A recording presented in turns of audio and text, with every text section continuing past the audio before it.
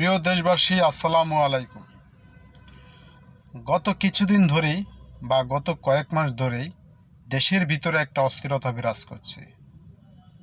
তারই সূত্র ধরে আমাদের বাংলাদেশের হৃৎপিণ্ড, বাংলাদেশের ফুসফুস সচিবালয়ে ঘটে গেছে এক মহা দুর্যোগ।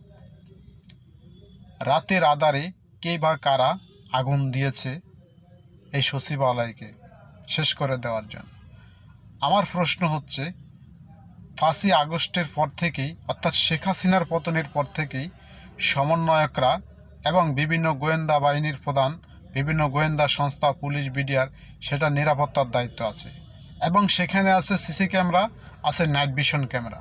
তাহলে এত নিরাপত্তার মধ্যেও বলয় ভেদ করেও কারা এই আগুন দিয়েছে জাতি এখনও জানতে পারেনি এবং সরকার এই ঘটনার উদ্ঘাটন এখনও করতে পারেনি। আমরা সাধারণ